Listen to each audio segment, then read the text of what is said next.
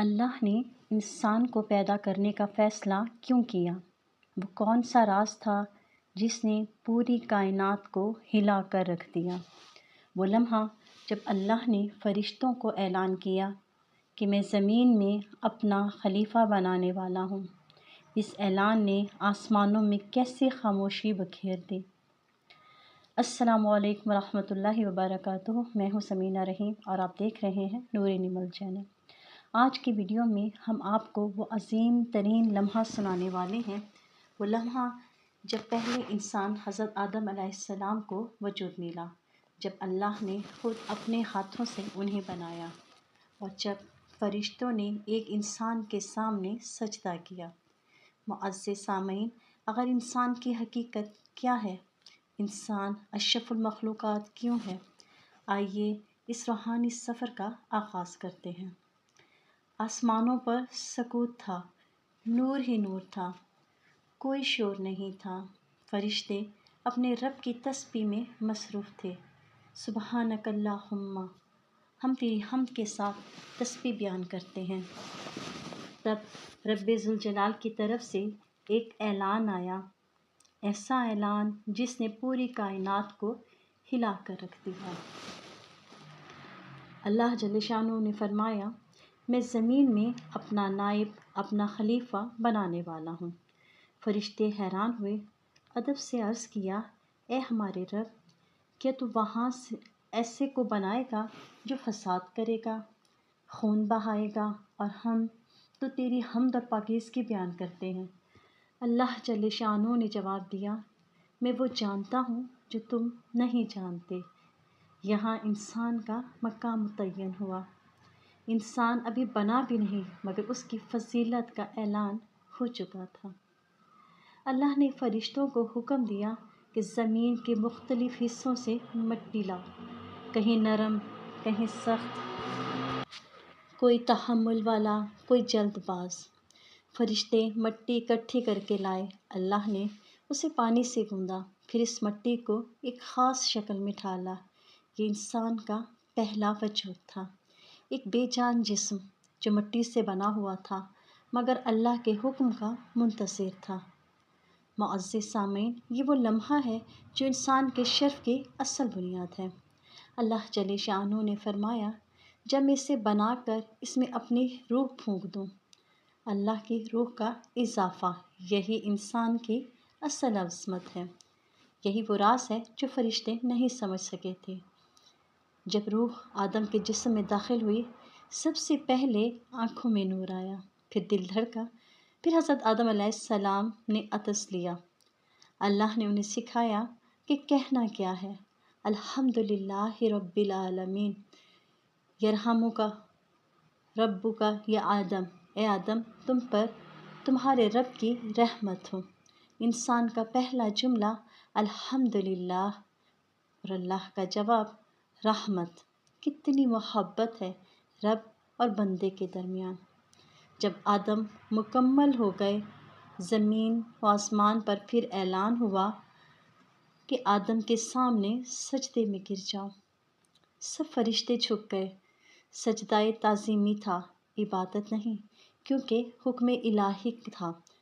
اللہ کا حکم تھا۔ فرشتوں کا یہ سجدہ انسان کی عظمت کی گواہی ہے، لیکن ایک مخلوق نے انکار کر دیا۔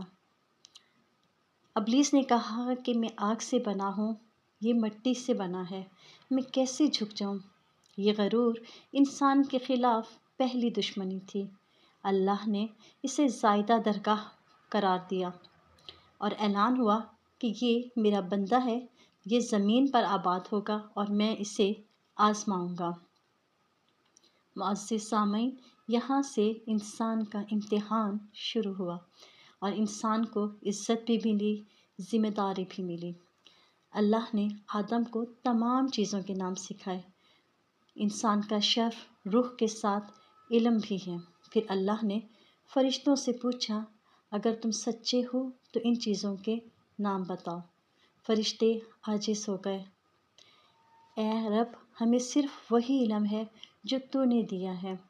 پھر آدم نے وہ سب نام بتائے جو اللہ نے سکھائے تھے۔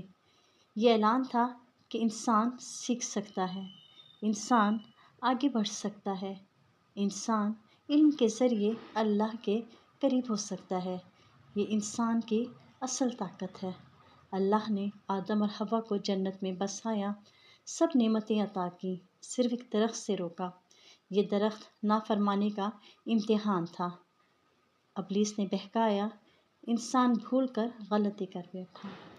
لیکن فرق دیکھیں، ابلیس نے غلطی کی، ضد کی، انسان نے غلطی کی، توبہ کر لی۔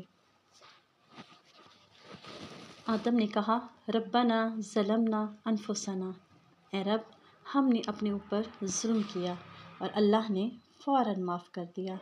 یہ انسان کی اصل پہچان ہے۔ انسان غلطی کرتا ہے لیکن پھر اللہ کی طرف لوٹتا ہے۔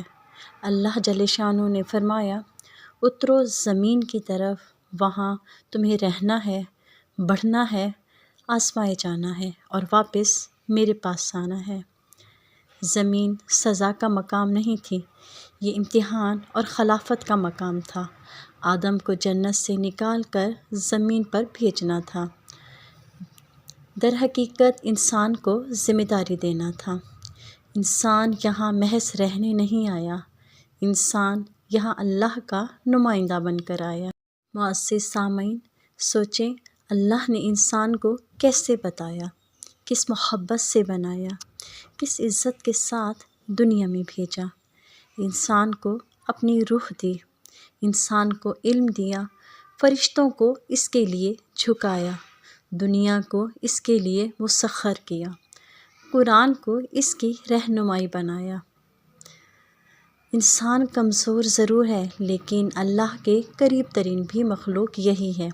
اللہ جل شانہ فرماتا ہے میں انسان کی شہرک سے بھی زیادہ قریب ہوں۔